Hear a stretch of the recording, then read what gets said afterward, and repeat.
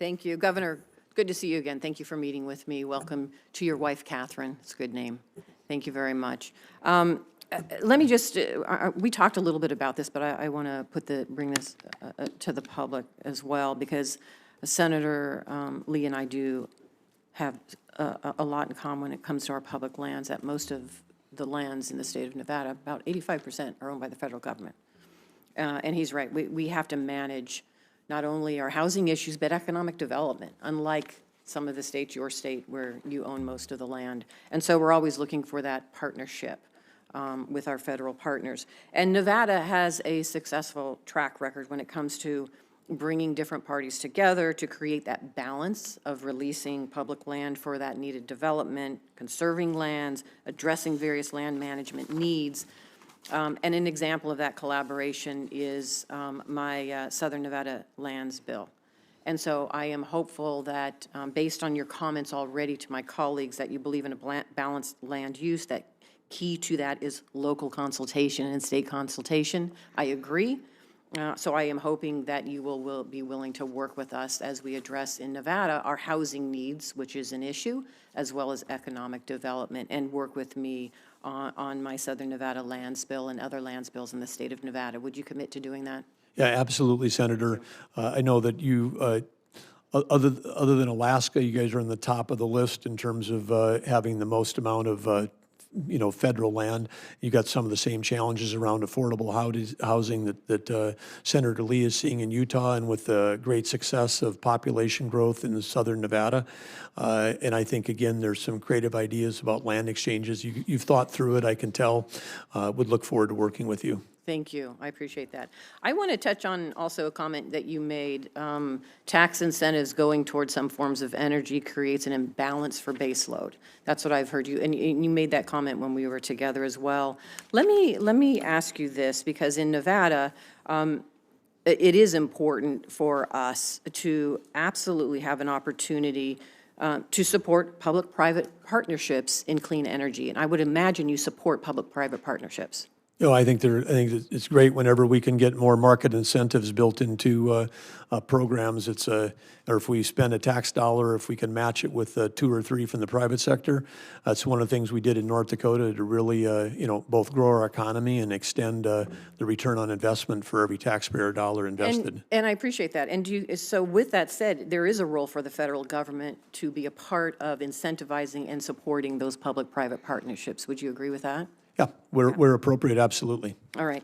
And in Nevada, because of the Inflation Reduction Act, as well as the bipartisan infrastructure package, we have benefited not only in Nevada with jobs and growing our economy, but in contributing to our national security and bringing back manufacturing to this country, because we have critical mineral mining going on in Nevada, thanks to those pieces of legislation. We have the complete ecosystem for battery, not only manufacturing, but storage and recycling as well.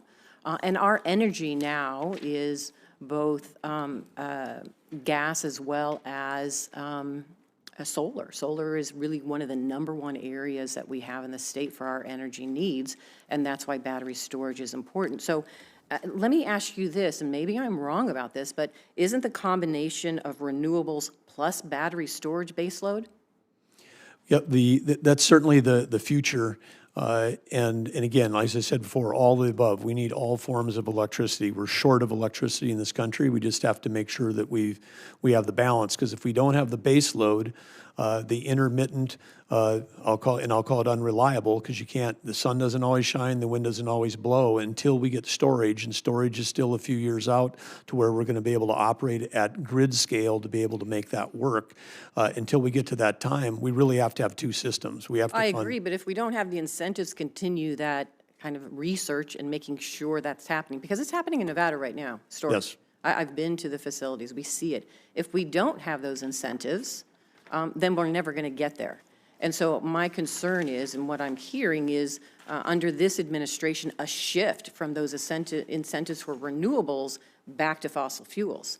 And that is not going to do any of us really in this country a benefit to, at the end of the day, leaning into clean energy, being dominant in that space of clean energy, protecting our national security when it comes to that clean energy as well. So I do think there is a balanced approach here, but not one at the expense of another.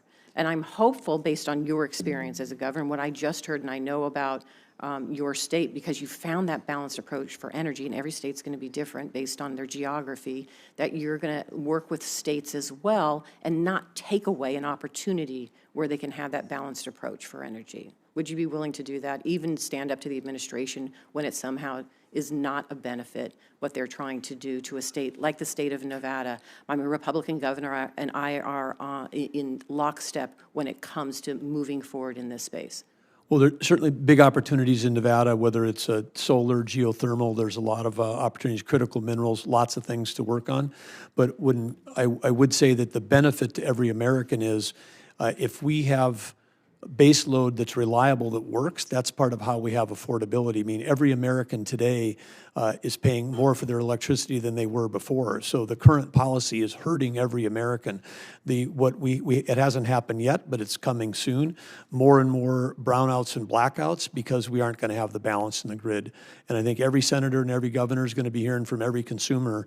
And so this is something we have to work on together as a priority to make sure that we restore balance to the grid, and that means that like I said, you take a look at a FERC queue that's got 95% intermittent and unreliable, that probably tells us we're a little bit out of balance, and we've just got to bring it back and then keep moving forward. But great opportunities to work with you in Nevada.